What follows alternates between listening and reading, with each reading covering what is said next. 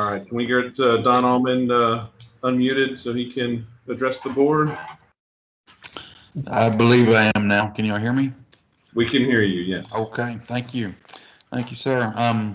Yes, I'm Don Allman, CPA, and would of course like to start with thanking the board directors for once again choosing my firm to do the audit for Fern, Bluff, Mud. Greatly appreciate the business. And I usually say as a former resident, it's always fun to come back and see all the changes. Good grief, it's been almost 15 years now since I moved out of the district, but unfortunately this year didn't get to go back to the building there. So hopefully next year COVID will be gone and yeah, we can come back to doing these things live. I definitely like live better, but hey, this is better than nothing. Of course, also need to thank the staff there, especially Debbie Tran and Janie Miller, and of course Hector also. So can't say enough good things about them. Say Fern Bluff remains one of my absolute favorite entities to work with because y'all do just have great people out there. So really appreciate that. And I'm sure y'all have other things to do, so I will try to get to the numbers here pretty quickly. If you have your reports with you, you want to look at page 5 on your statement of net position. We have 2020 and 2019 side by side. Your current and other assets, that's going to be your checking, savings, CD, just basically any and all cash accounts for Fern Bluff Mud. And most of the numbers there are cash. So we had $5,569,752, up from $5,296,569. So that's about a $270,000 increase. And I'd say actually about 270,000 is receivable. So the rest of that, 5.3 million is cash. So that's definitely a good position to begin. Your capital and non-current assets, that's mostly the the water distribution and the sewer and all the infrastructure improvements. There also Fern Bluff does have a lot of money invested in your parks, so this would be the water and sewer system and your parks, and it is net of depreciation. 14,617,266, down from 14,884,049. So a decrease of about 267,000. An actual breakdown on that, you had about 400,000 in improvements added for fiscal year 9/30/20. Depreciation's up to 620,000. That's how much, how much assets Fern Bluff has in place now. So your total assets were 20,187,000. A very small increase from last year, 20,000 or 20,180,000. Your deferred outflows, that's just a pension number, negative 1675, down from negative 14,246. Current liabilities, big change here, 598,621, down from 1,805,735. What happened there? Paid your bond off. Y'all have absolutely no bonds payable anymore, which wow, especially in these days, because we do work with, about 25 cities. It's pretty common that we see 12, 15, $20 million in debt. And now Fern Bluff Mud has zero. So, wow, that's really impressive. The 598,000 that you see there is about half for accounts payable and then half just for your customer deposits. So, there's no real debt there to speak of. Long-term liability, 68,000. All that is your net pension liability, which y'all wouldn't be responsible for paying that anyway. Just they did make us include pension numbers about 4 or 5 years ago. Deferred, so total liability 667,000, way down from the 1.8 million of the prior year because you paid your bond off. Deferred inflows, again, that's a pension number, 45,000 up from 4,000. Your net investment and capital assets, that's kind of like the blue book value of all your assets, because it's going to be your capital improvements minus depreciation and also minus loans, so you don't have any loans anymore. So it's virtually the same, 14,568,612.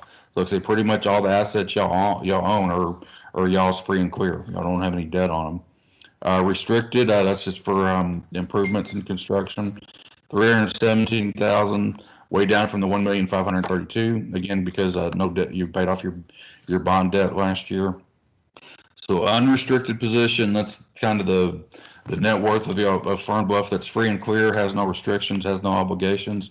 $4,586,721, way up from the $3,265,889. So really outstanding number there. So your total net position or net worth almost 20 million, 19,473,000, up from the 18,372,000 price. Now let's look over at page 6. Your statement of activities, again, this is basically the profit and loss or income statement for Fern Bluff Mud, 2020 and 2019 side by side. Property tax revenues, actually a very tiny decrease, 2,666,724, down from the 2,673,918. Water, wastewater, and garbage revenues increase there, 2,465,640, up from the $2,282,098 last year. So, what's that? About $183,000 increase there. Other income was down, but $69,000 down from $178. Still, your total revenue is $5,201,457, up slightly from the $5,134,000 in the prior year. Your water, wastewater, and garbage expenses, pretty consistent there too. $1,764,355, up from the $1,743,788. Other expenses, that's everything else. $1,616,713, slight increase from the $1,568,437. Your debt service, such as interest expense, this was the last year, so went down on that, 53,800 down from the 95,800. Depreciation, 620,000 down from 642. Amortization, 46,000 both years. So your total expenses, 4,101,228. Pretty much the same, just a very small increase for 4,097,000 the prior year. So your excess, which is positive, so that's net income, $1,100,229. Last year was $1,036,000, so two really pretty consistent, very good, positive years financially for Fern Bluff Mud. And that's all the numbers I have. Any comments or questions?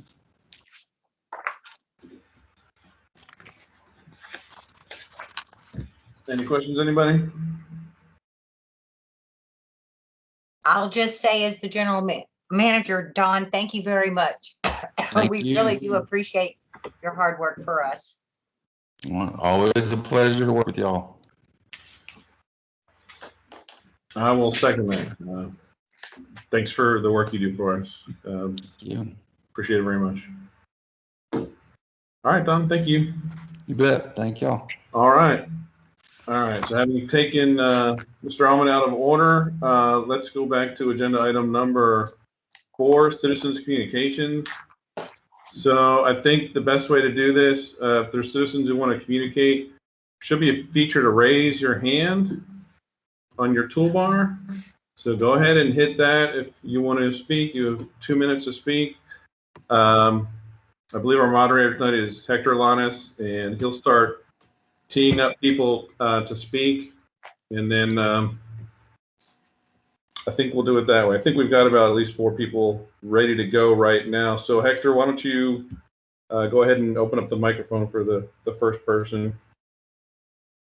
Okay, so I'll just take it right down the list. Mr. Hilton Cruikshank. Thanks, Hector. Good evening, Mr. President, members of the Mud Board, ladies and gentlemen, and fellow neighbors.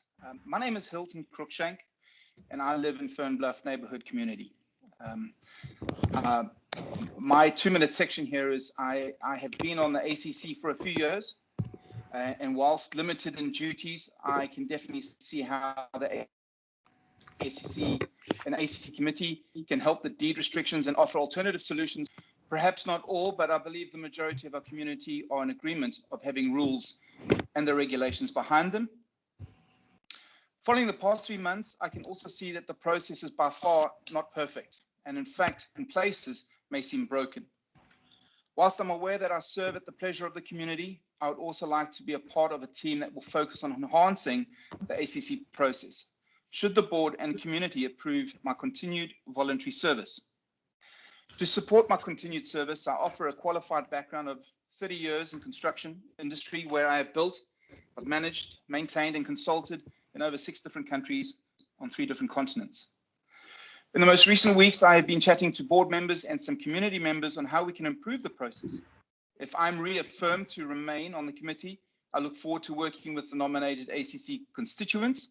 They've been David Gray and Marilyn Listander. If there are other nominations or if someone does not approve me, I'd be happy to stand down and to support those constituents that are named. Thank you for your time and for the efforts that the board does. Appreciate it. All right, thank you, Mr. Cruikshank. Appreciate that very much. I forgot to mention beforehand, before we started citizens communication, this is a time for residents to speak to the board and not a opportunity for the citizens and the board to interact with each other. And mainly that's because we may not be posted on things that residents speak about. So just a reminder that when you have your say tonight, we are listening, but we're not really prepared and in some cases allowed to respond. So thank you, Mr. Cruikshank. Hector, could you could you pick someone else to go ahead and speak to the board? Sure thing. Next in line, we have Mr. Yoram Givon. Thank you. Yoram. Hey, I assume everybody can hear me. So again, thank you, President and board members for the opportunity to speak. I want to give a quick update on our deed rewrite. We've been working on it very hard. Again, thank you to Hilton and Dave and Trina and Meg and people that were involved in this. We posted it on Facebook. We're getting a lot of comments. I just want to make sure everybody understand this is just a draft. We're volunteering our time to try to come with a better version, but this is in no way, we're not enforcing it on anyone. We're just trying to be good citizens. We put it out there on Facebook, Nextdoor, everywhere. Feel free to read it, comment, give us your opinion. We really appreciate it. Second, about the ACC member nominations, I sent the board members an email that I shared also with the community. I think that we have really great candidates, but I also feel like just to make sure that we are fully transparent and that we're allowing every other eligible resident to apply, I think what we want to do is not make a decision this meeting, but rather open it for the next meeting for people for the next 30 days to apply. And just open it to the community. We have a lot of people in the community. Maybe other people are interested, and then let them present their qualifications to the MUD board and then make a vote. I just feel like that will really make sure that everybody gets an opportunity to participate in case they wish to do so. My last ask, and this is more of an ask, I would really like us to keep the online version of the MUD board meeting until COVID is not an issue. I've heard from a lot of people in the community. As you can see, we have many people online right now that would not necessarily feel comfortable coming to the community center. I personally don't mind, but if you can take that into consideration, that would be great. I know this is not perfect, but it allows more of our neighbors to participate. Thank you. All right. Okay. Thank you, Mr. Gavon, for your for speaking with us tonight. Appreciate it. I'm sorry to butt in just for a minute. It's not letting me raise my hand, so just so y'all know that it's not. I'm keep hitting it and it's saying I can't raise my hand. So okay, I am noted. Noted. Hector, do you want? You're next. So, Mr. Dave Gray, are you still wanting to participate? Sure, but if Trina wants to go first, that's fine, since there's maybe a technical difficulty with getting her attention, or you get it, or her getting your attention. That's fine, Dave. Dave, go ahead. All right. Similar to Hilton, I've worked with Yoram and Trina and Meg Walsh on some deed restriction edits. Had not gone more than just a few weekends, put a lot of effort into that, but also began to realize that working from within the organization may provide opportunity for a more effective and rapid response as far as improving processes and such related to the ACC. Janie reached out, asked if I was interested, and I did say yes.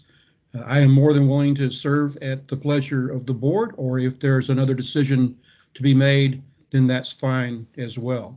I do have experience working with nonprofit boards. I was the treasurer for one of the largest chapters of an information security nonprofit in the nation for about 3 years.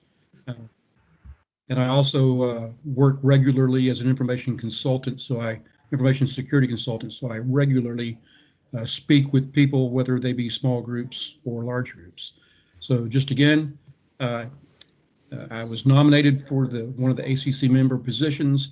If that turns out to work, that's great. If that needs to be relinquished, then I'll serve at the pleasure or not the pleasure of the board. No problem.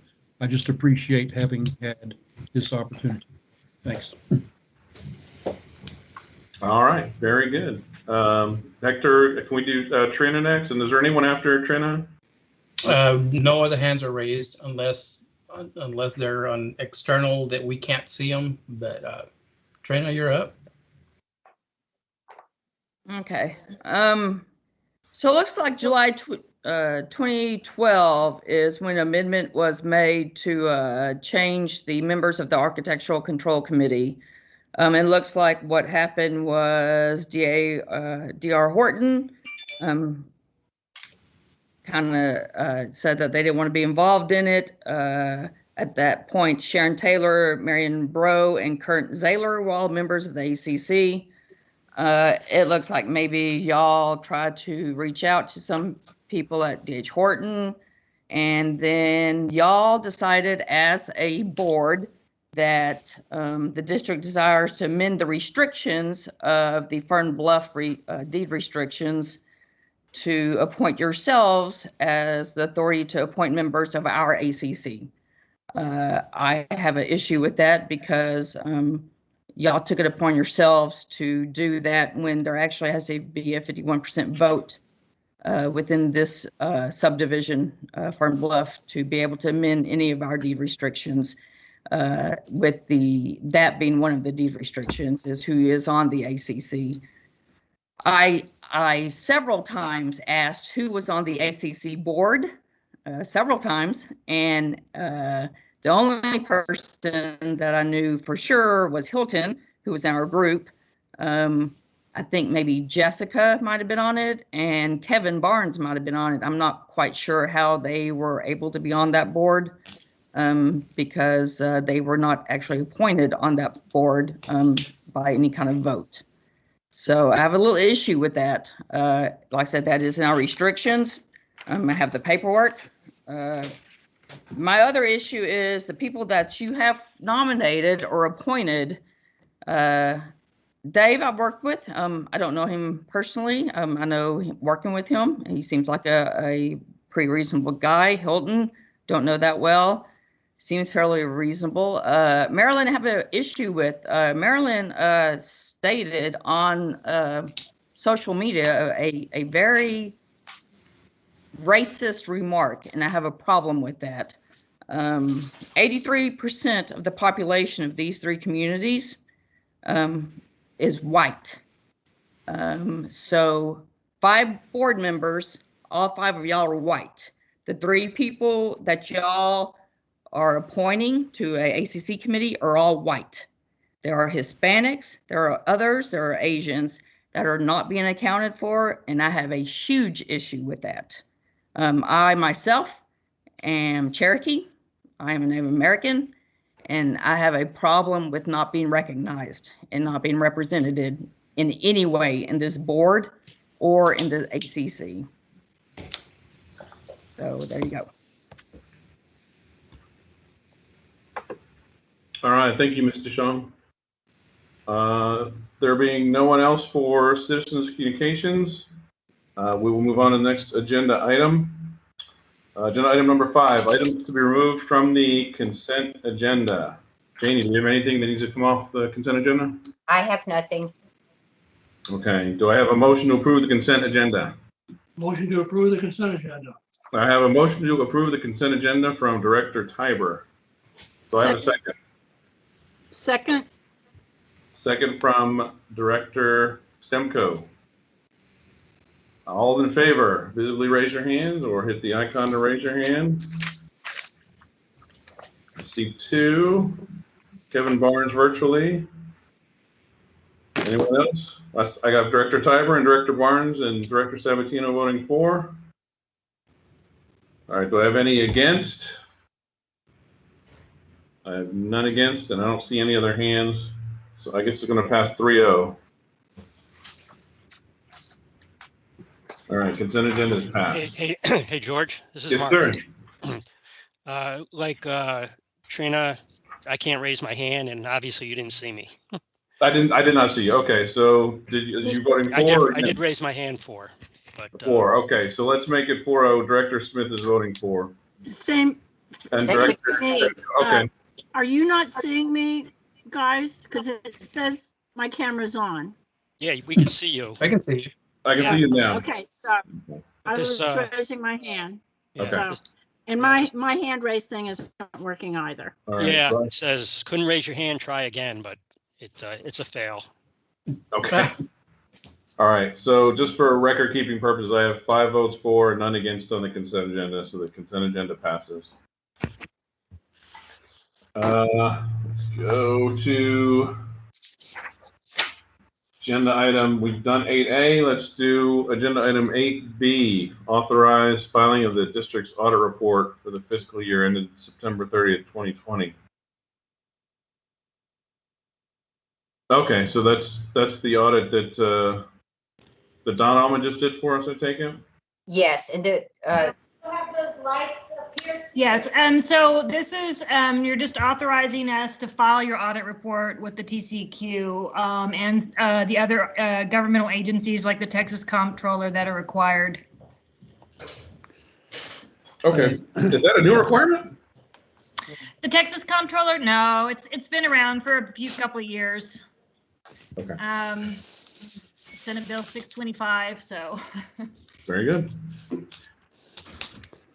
Do I have So a do motion? we need a motion on this, Mr. Evans? Yeah, we do.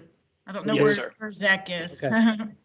All right, I make the motion that we authorize the filing of the district's audit report. I have a motion second from it. Director Barnes to authorize filing of the district's audit report. I believe that was a second from Director Smith. Is that right? That is correct. Okay. Any other discussion? None? All right. All in favor, say aye in your name. Aye, Sabatino. Aye, Smith. Aye, Barnes.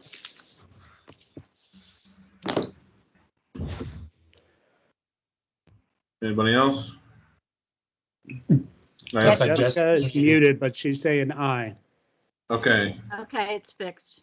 I Stimco. All right. And do we have Director Tiber? Yes. Would you like to weigh in and say yes from you? yes, All right. Motion carries 5-0 to file the district's audit report. Agenda item 8C, renewal of household hazardous waste interlocal agreement with the city of Round Rock. Janie, this is the agreement that allows us to get not waivers, but we get something from them so we can use their disposal. Is that right? vouchers, yes. 2 muds, the city of Round Rock allowed 2 muds, us and Brushy Creek. This is just a renewal of the city offering to let us be part of it. And we purchase the vouchers at $40 a piece, and then we give them to our residents. It's really good for our MS4 permit and for the district. Okay. Do we get a lot of use for those? We Janie? do. Yeah, do we use all of the, every month? Do we use the entire allotment or? It kind of curious. depends on the time of year. I mean, when people start doing spring cleaning, we'll get a lot more. But so far we doing fine with it. Okay, thanks. Welcome. Very good. Do I have a motion to renew? I'll make that motion to renew the interlocal agreement with Round Rock for the HHW, is that what they call it? Yes. The hazardous materials, yeah. All right. Do I have a second? Second by Barnes. All right, we've got a motion by Director Smith, seconded by Director Barnes to renew the household hazardous waste interlocal agreement with the city of Round Rock. All in favor, raise your hands and make yourself visible, or say aye and state your name. Aye, Sabatino. I, Smith. I, Stimka. Aye, Barnes. Okay, I heard 5 in favor, none against. The renewal passes. Agenda item 8D, consider options for new deed restriction management companies. Janie, what do you have for us this month? You asked this to be put on the agenda for this month. Director Barnes did, yeah. Director Barnes asked for it. That's right, and we really don't have anything to bring to the board at this time. So if we could just put it on next month's agenda. Very good. We can do that. Let's bump that one to next month. And Very good. Janie, as far as next month's, putting it on next month's agenda, can you possibly find us some options as far as other than Connect? I know Stone Canyon uses, what does Stone Canyon use? Which group? They have, well, their management is with Goodwin Management. It's not just for Okay. deed enforcement, it's for Yeah. the management of their HOA. For the, okay. And All so right. Kevin, Oak Brook uses Kevin, the same. Good Janie, there have been a few phone calls made. There's just nothing to bring to the board yet. But- Okay. But I Okay. know that Janie is continuing to make phone calls and look. Our company, the Goodwin Management does not do deed enforcement. It's very limited. Oh. Yeah. I think your Just cut out, microphone cut out there. Your microphone cut out there at the end. Yeah. All right. But I think her message was that Goodwin won't do just the deed restrictions piece of it. No, So, and most companies won't. I have not found another company. Well, I found one other company that will. I found the second company, and they have absolutely horrible reviews. All right. All right. Well, let's talk about it next meeting and see if we can make any progress on that score.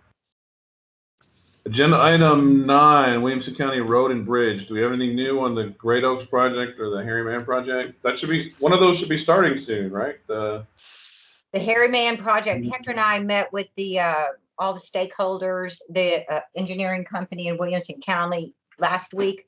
The Harryman project will be starting this week. It's expected to take 309 calendar days at a cost of $3.9 million. This is not an expansion, quote, of Harryman. It's adding shoulders and then some left turn lanes. So pretty big project, and it will affect some of the traffic patterns around here for the next year. All right. Yeah, 309 days. That's almost a whole year. Yeah. And then anything, what about the bridge, Great Oaks? It is still in, it's still pending. I think it's Army Corps of Engineers. Last I heard, it's Army Corps of Engineers. They still have some questions about it, but I expect that we will hear very soon on that project because some of these pieces of Harryman and Great Oaks are interrelated. All right, very good. Let's move to agenda item 10, landscape maintenance. I know we don't have our gardening crew here tonight. Janie, I think you said you would have whatever report we needed on that. Yes, we're still in the winter period with Texas Lawn and Garden. We'll go to twice a month. I'm sorry, we're on twice a month right now. We'll go to every week starting in March. They are treating all of our ant mounds that have been popping up. Some of them may go underground if we really get enough freezing weather in the next several days. Granite trail repair has been partially done. They'll be finished this month. Also in the packet, there is a maintenance, playscape mulch maintenance project, which we do every year. And we can talk about that proposal right now, or we can wait and do it during my report. So all of the irrigation systems are off, obviously, in preparation for a hard freeze coming. We did have one accident happen last week. Their crew was working at the tennis courts, and as will happen sometimes, a rock flew up, hit a window of a resident's car that was sitting there and broke the window. The crew immediately contacted Jack, who immediately reached out to the homeowners. They're all being taken care of. This is only the second situation that we've had with Texas Lawn and Garden with us. So these things happen, but they're taking care of it. All right, fair enough. Well, since the next item is the general manager's report, let's talk about do your report, and we'll talk about the mulch proposal in there. Okay. Let's move on to the general manager's report, 10B. I'll try to go quickly. My report's on page 33 of the packet. We have experienced, unfortunately, some of our residents have experienced some very large water leaks this last month. As we were reading the meters, last month, our meter reader saw a particular home's meter box full, went up to the house because it was so dramatic. That resident had a slab leak and lost 346,000 gallons of water. I mean, 346,000 gallons of water. We had another resident, their water line broke, obviously residential water line, lost 103,000 gallons of water. So unfortunately, this happens sometimes during this time of the year, ground shifts, we get some of this cold weather.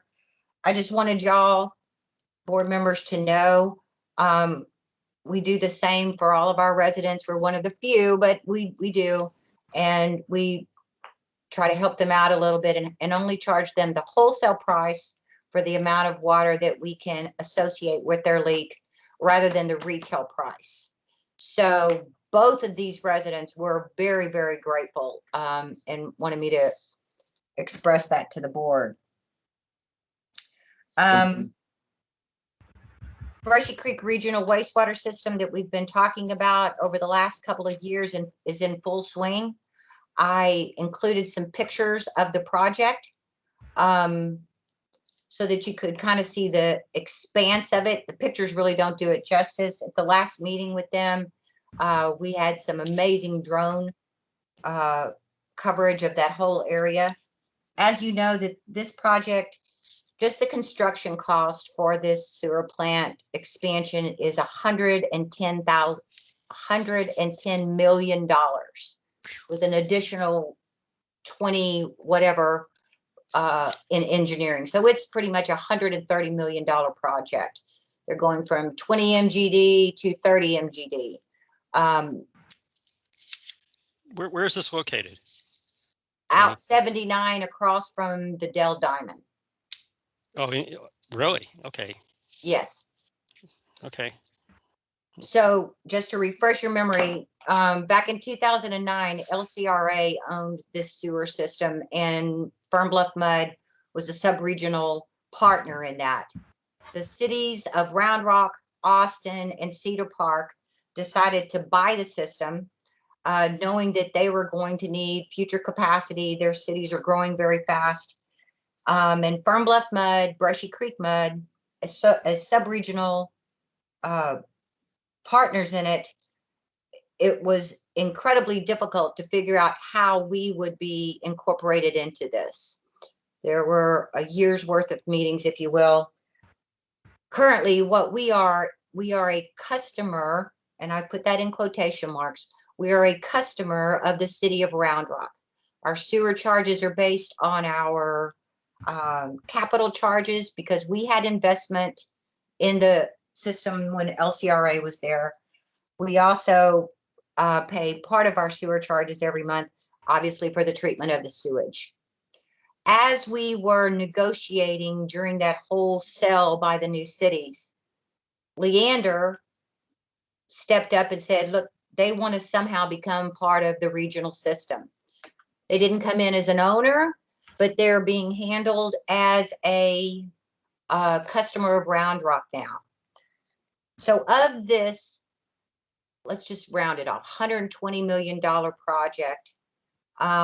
Each city is responsible for a percentage of their needed capacity in the expansion. That sounds very confusing, doesn't it? i.e., the city of Round Rock they aren't needing as much capacity as, say, Leander is. So Leander is paying 42% of the expansion costs versus Cedar Park, Round Rock, and Austin paying less.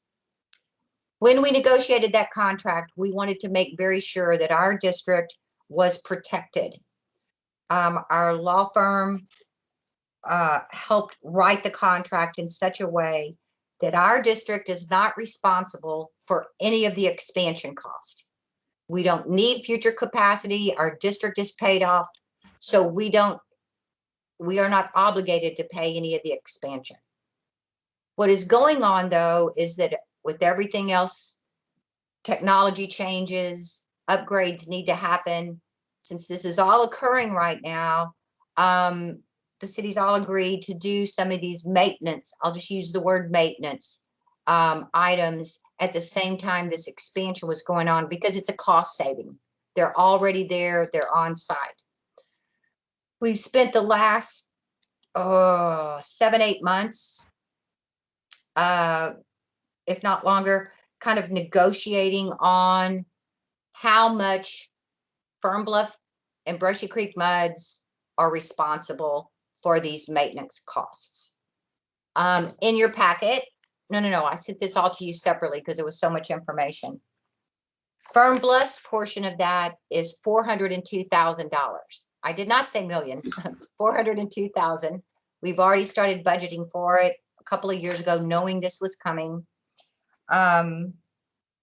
So there's the background. The city of Round Rock is going to, Zach, how would I say this?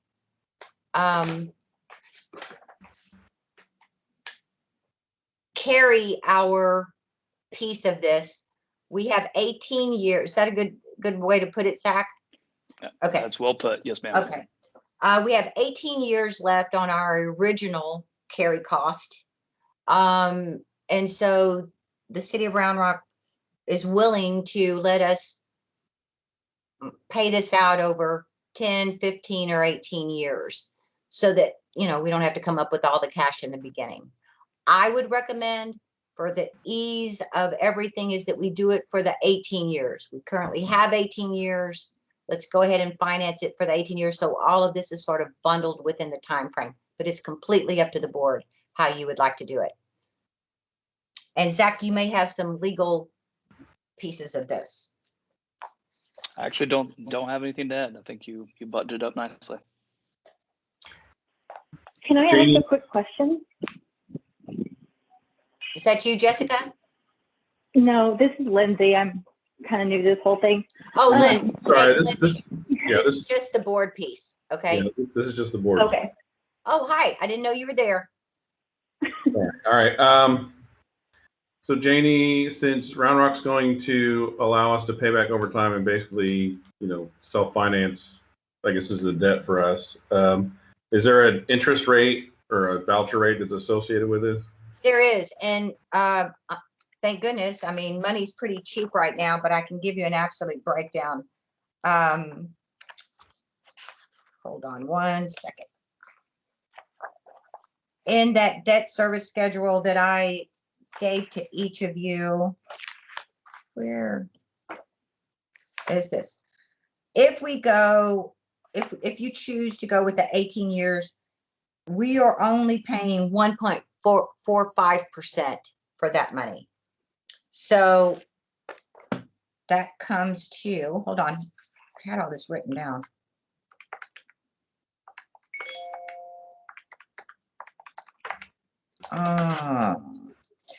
Rather than $402,000, it would be $459,507. So at that 1.45%, we're only paying about $57,000 in interest, which is pretty incredible. Okay. And just so you know, my recommendation to spread it out isn't because of our financial situation or anything like that, because we are a very healthy district.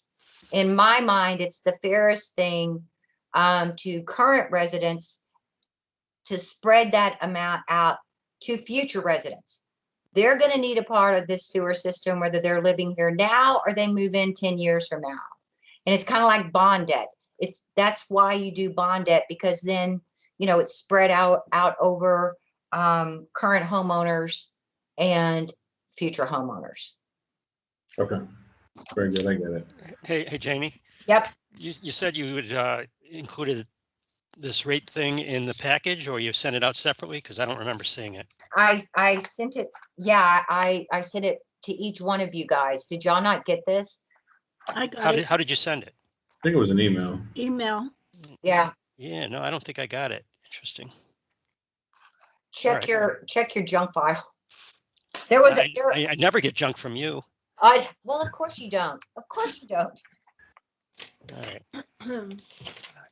Basically, what I need from the board is the authority to go in and kind of finalize this and come up with our interlocal agreement, whatever type of agreement we have. I need the board's position on, is the $402,000 what you were expecting, and do you agree with it? And if that's the case, then I can go on with Zach's help and finalize this with the city of Round Rock. Okay, so we're covered to take any action on this tonight. So board, we need a motion to approve this if we want to approve it, and we need a time frame, whether it's 18 years, which is the full length of our left on our contract, which spaces it out, like Janie said, for all residents to pay for part of it who move into the district in the next 17, 18 years, and for people who leave to not get stuck with, you know, paying for something that someone else enjoys after they move out of the district.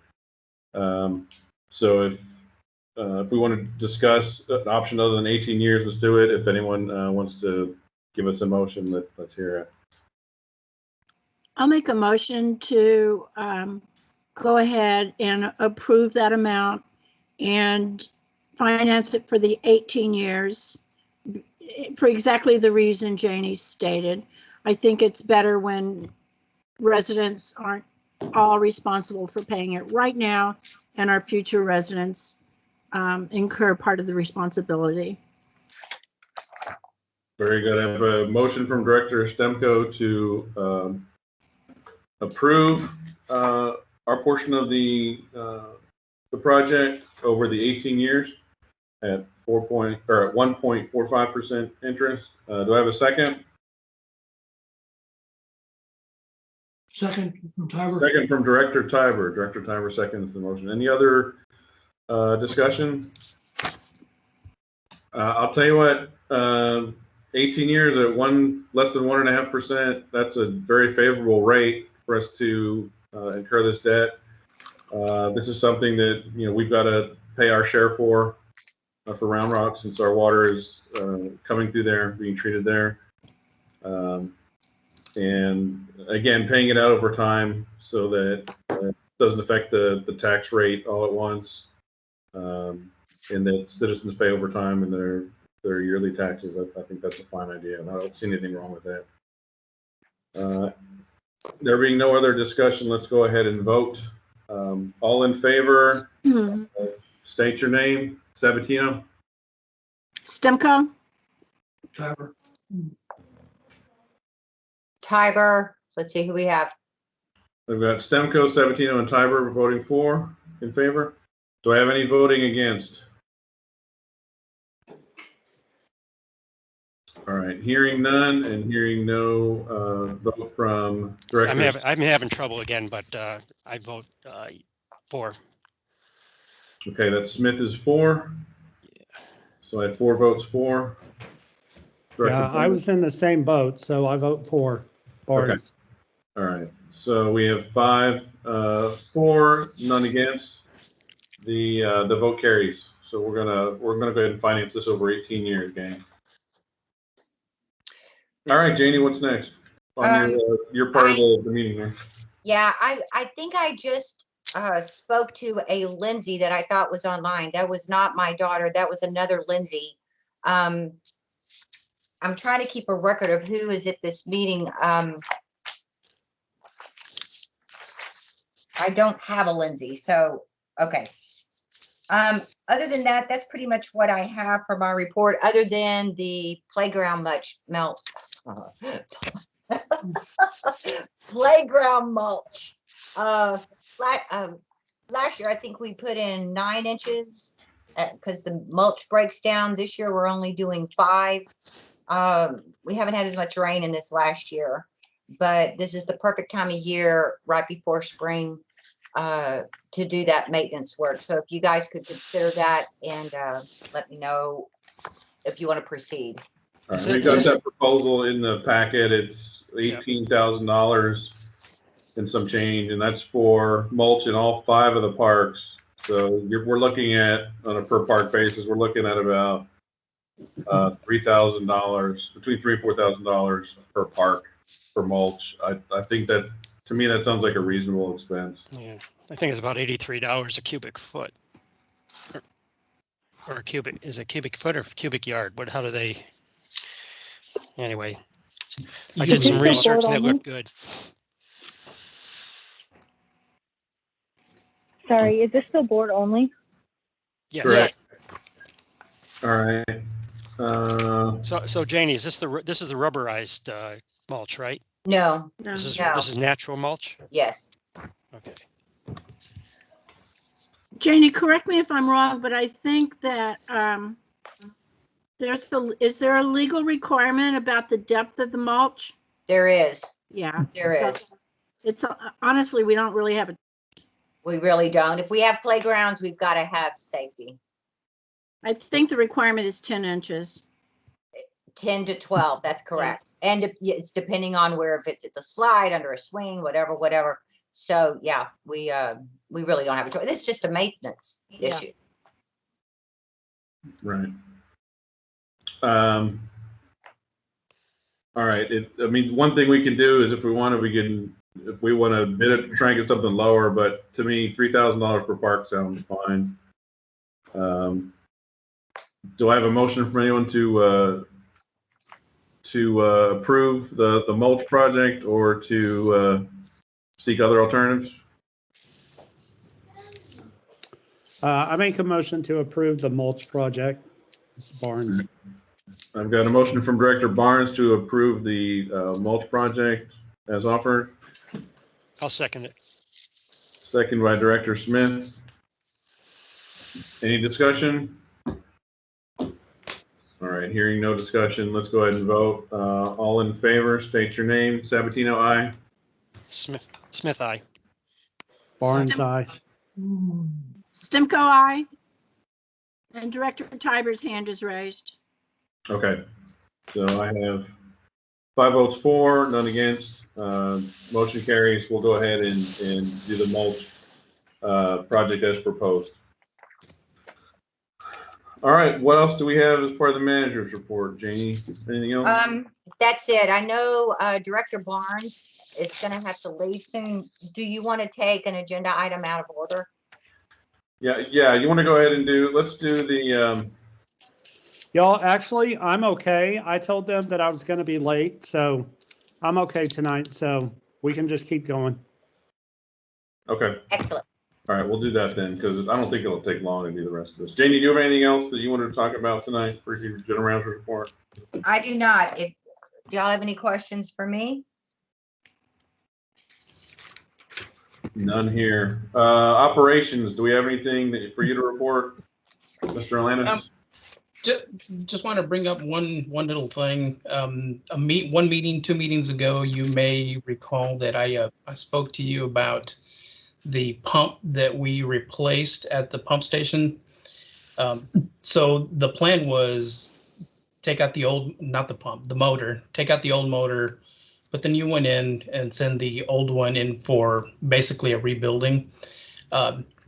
Turns out the rebuilding, we pulled that motor at the right time because it was showing signs of some wear, and it was going to cost more to to repair it than what it costs to actually replace it. So we're gonna go ahead and move forward with replacing the old motor. When that one comes in, we'll put that in slot number 2 and take that motor and have it checked out, see if it's even worth repairing or whatever. But I'd say that's a testament to our preventive maintenance program. It just, catching things way ahead of time instead of waiting for it to actually break and call us out at 3 o'clock in the morning or whenever it typically happens. But yeah, just want to let you know, we're on it. That's the kind of stuff we do at operations to make sure that we don't have these issues in the future. So other than that, I mean, we're, contractor's going to be playing close to our water line in Oak Brook. So we're ready for that as well. So we'll wait and see what happens. All right. Very good. That's all. Thanks, sir. Yes, sir. Let's move to agenda item 10C. Let's start doing the committees here. Budget committee. Kevin, Director Barnes, do you have anything to report? No, I don't think so. I mean, I think it's pretty much business as usual.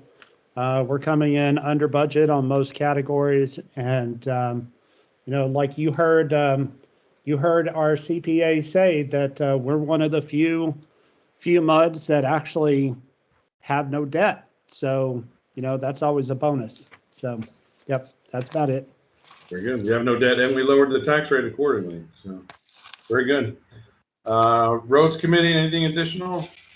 We still don't. I noticed we still don't have new traffic signals on Avery Ranch and O'Connor Road yet nearby. So they're coming though. Yeah, they're coming. They really run into some issues over there. One thing that I will say, there will be times where Harryman is going to be shut down, and we will see additional traffic in our neighborhood due to the construction. They're going to try to keep one lane open as much as possible, but expect a lot more traffic on Creek Bend and Brightwater. Okay. Yeah, according to that document you included here, it looked like they were planning on a 30-day shutdown of Harryman, up to 30 days at one shot. So that's exactly that'll right. be painful. The regional trail will be shut down too. So this contractor's got a very good reputation. These projects always take longer than they expect. That's just the nature of the beast. But they've got a really good reputation. We'll see. Yeah. I talked to the contractor doing the lights over here on Morgan Hill and O'Connor, and well, when I talked to them, they told me it would be done by the end of January. So you're right. I haven't seen the polls go in yet. That's all I have for roads. Okay. Very good. Parks and Recreation Committee. Do I have anything, Director Timer? Janie has already mentioned the current issues of our at our parks. We'll be installing the playscape mulches in all of our parks. That's our current issue.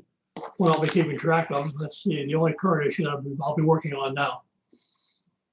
All right, very good. Next agenda item, District Community Center Committee. Janie, do you have anything? Do you have anything as far as reopening to schedule events or no? I don't. I really think people are as hesitant to have parties as we are hesitant to try and manage it. There may be a possibility of a renter in March. We're starting to get a few calls for, further into the summer and into next fall, but there's very little interest right now. Okay. Has we had any contact from anyone wanting to do like a COVID vaccine administration here, either walk-in or like drive-through? Have we had anyone? No one's reached out to us. Okay. If that happens, would you let us know? Because that's something we should do if someone approaches us. Absolutely. I'd be happy to let them use our community center for that. Absolutely. if someone contacts me, I may give a call to the Williamson County Health Department and just see if they have enough facilities. Okay. And Janie, you said you're getting inquiries? Well, yeah, I mean, we Or get. are you actually making reservations? No, we're just getting inquiries. Okay. All right. Very good. Go ahead. I'll just volunteer that I do occasionally attend the Commissioners Court meetings, and the county is really pushing drive-through. It's faster. They tried walk-ins at Sun City. They were only able to do like the 150 people in a day. So they're really pushing. They're going to focus on drive-throughs. That's right. Okay. Yeah. So I imagine they try and use a facility like the Dell Diamond or like high school parking, football stadium parking lots and stuff like that. Yeah, they use that sports center or whatever over on Palmer. I can't think of the name of it. Kelly Reeves. Yeah, I think they've used that one twice. Okay. Okay, very good. Thank you for that. I didn't realize they were doing that. Appreciate it. All right, next agenda item is Deed Restriction Committee. There are a couple sub items there. The first one, appoint members to the Architectural Control Committee. Jessica or Director Stemko or Director Barnes, would you like to speak to that? One of the things that I would like to say is, I think that it might be a good idea to hold this off until next month's meeting, in light of some new information that has come up tonight. I would definitely like to make sure that our appointment of new members is legal according to our quote unquote constitution. You know, whether or not we are abiding by our deed restrictions or, I mean, Mr. Evans, do you have any advice as far as this goes?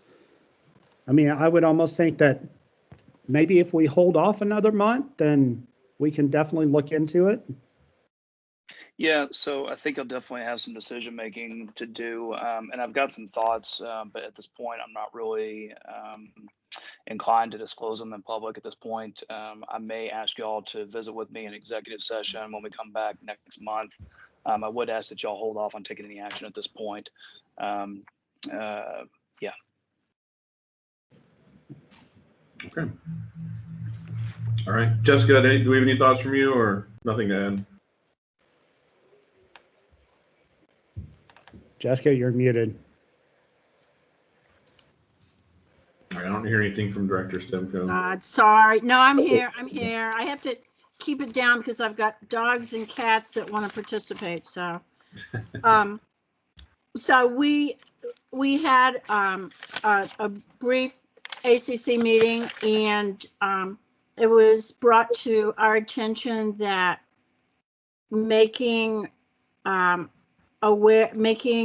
announcing in our meetings the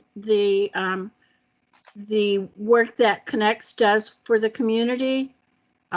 So we have a report from December and January. There were 22 violation letters written at 19 addresses. 9% were stage 0, which is just a notice of the violation. Stage 1 is comes 2 weeks later. Stage 2, that was 31.8. Stage 2, 4 weeks later, that was 50%. And stage 3, 6 weeks, 9%. I think that's how that goes. In January, there were 20 addresses received 26 violations. 3.8 were stage 0. Stage 1, 50%, stage 2, 42.3, stage 3, 3.8. And also to make that clear for the people who are not percentage minded, I guess you could say, who that translates to stage 0 was 1 letter. This is January. Stage 1 was 13. Stage 2 was 11, and stage 3 was 1 letter.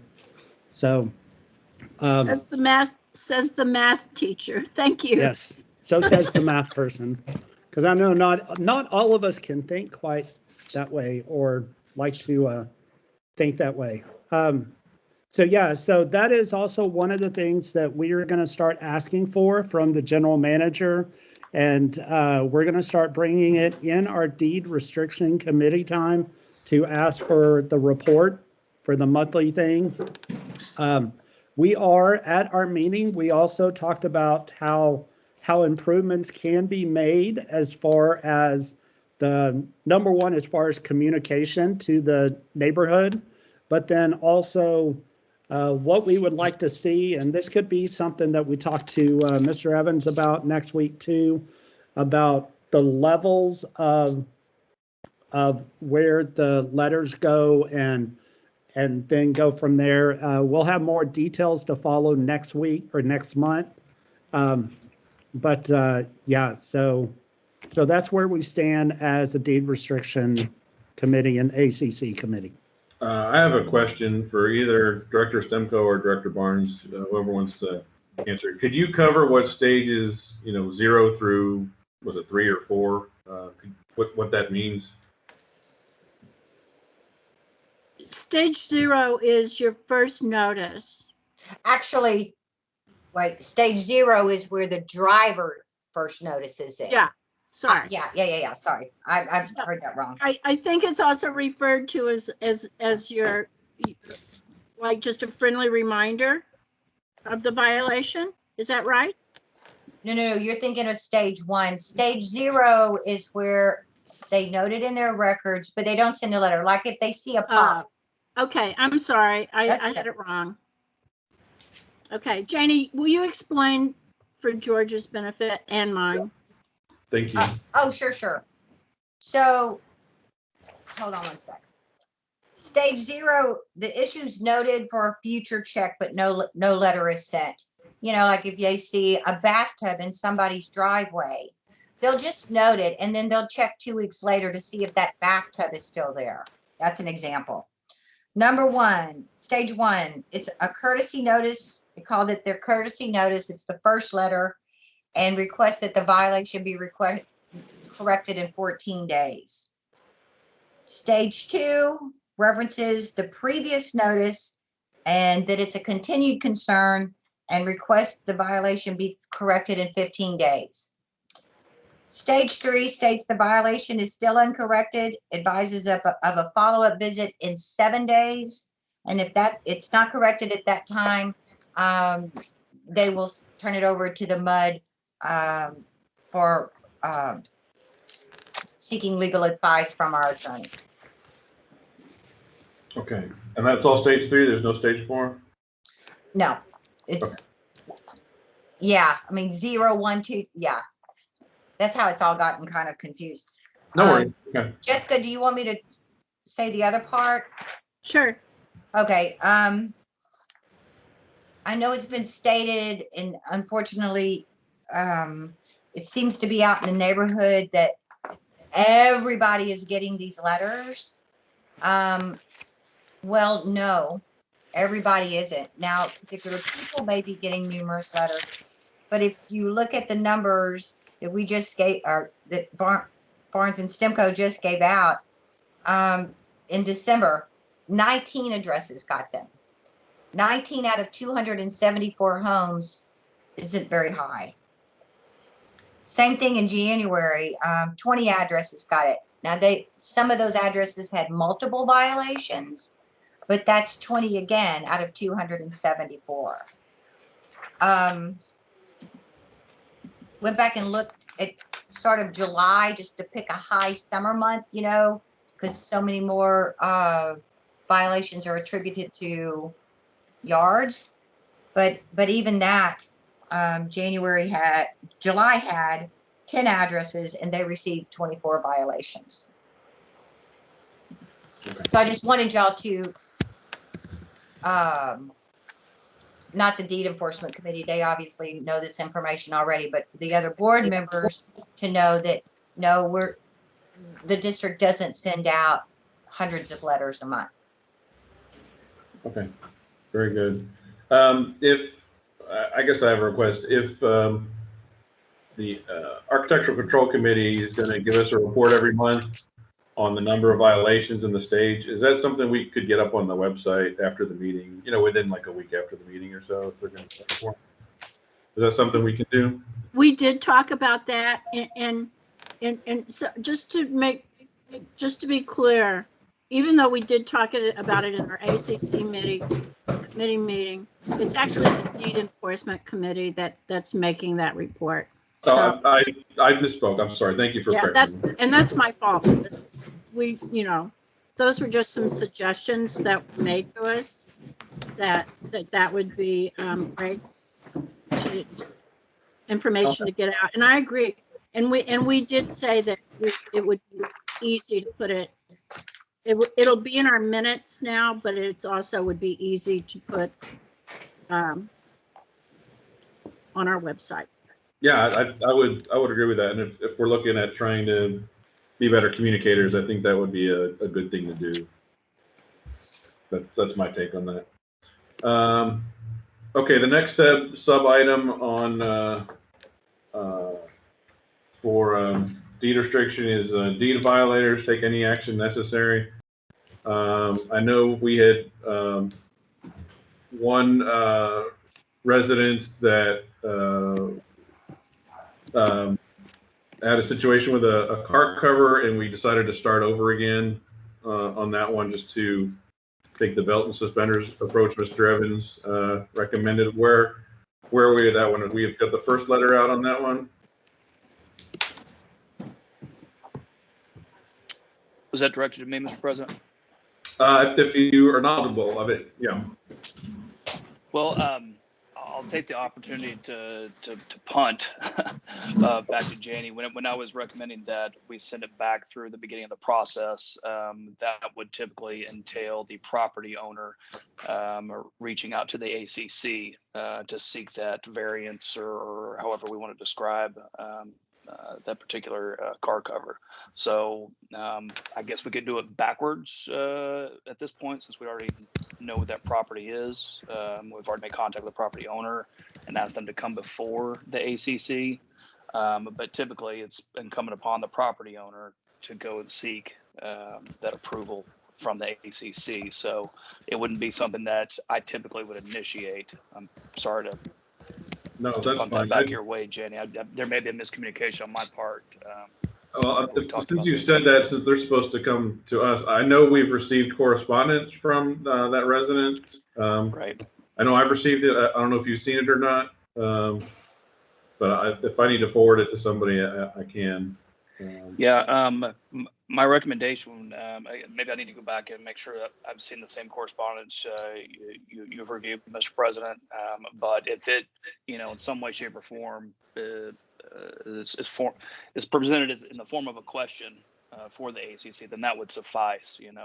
Okay. I don't recall whether it was presented in the form of a request or a question. Okay. Yeah. So maybe we need to go back and see what that correspondence was, and then depending on what's there, again, since we've kind of already initiated contact, maybe we do go back to them and say, if you want to have the car cover considered by the ACC, then we need you to submit a request, and they'll process it from there. Okay. Jane, does that? I'm sorry. Go ahead. I believe that we voted at a meeting to hold that until we've tightened up our guidelines, our order, and until we established an ACC committee.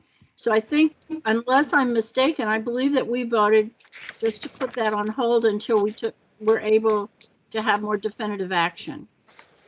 Is that not correct? I don't think we put it on hold.